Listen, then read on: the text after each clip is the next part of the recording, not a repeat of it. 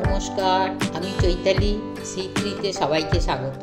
আজকের recipe cake বানাবো, কিন্তু কেকটা বানাবো কুমড়ো দিয়ে। কুমড়ো খেয়েও সহজে খেতে চায় না, সেই জন্য এই কুমড়োটা সুস্বাদুভাবে সবাই খায় যাতে, সেই জন্য আমি এই কেকটা করছি। কী কী লাগছে আমি দিচ্ছি। গাঢ় দুধে খেজুর ভিজিয়ে রেখেছি আধা ঘন্টা, আর এই কুমড়োটাকে ভাপিয়ে রেখেছি।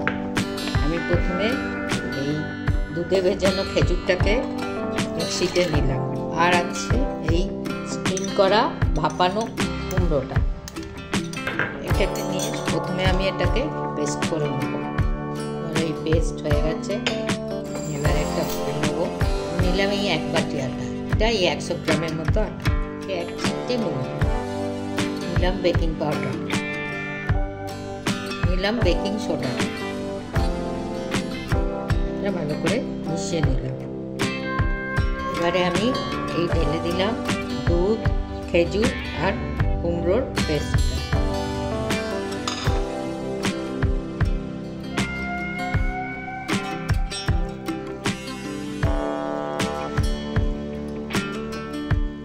মিক্সিতে যেটা একটু লেগেছিল একটু দুধ দিয়ে এটা ধুয়ে আমি এটা দিয়ে দিলাম।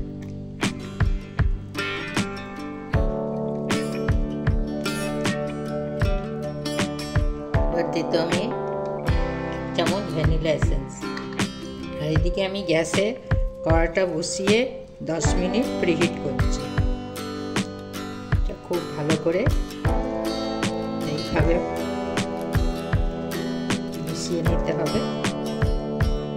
এতে দিয়ে দেবো এবারে 4-5 চামচের মতো তেল। এটা সয়াবিন অয়েল। এরকম টেক্সচারটা এরকম হবে। মানে কেক টিনটাও রেডি করে রেখেছি। বাটার পেপার দিয়ে প্রথমে একটু তেল দিয়ে বাটার পেপারটা দিয়ে তার উপরে আবার একটু আমি তেল মাখিয়ে নিয়েছি। আমি এবার এর মধ্যে ব্যাটারটা ঢেলে দেবো। উপর থেকে একটু ড্রাই ফ্রুট ছড়িয়ে দিলাম। গ্যাসে কড়া বসিয়ে গ্যাসটাকে প্রিহিট করে রেখেছি কড়াটাকে। এবার আমি এটা এবার তো বসিয়ে দিলাম। দিয়ে 35 থেকে 40 মিনিট পর্যন্ত এরকম হবে ঢাকা দিয়ে। তারপর আবার আসছি।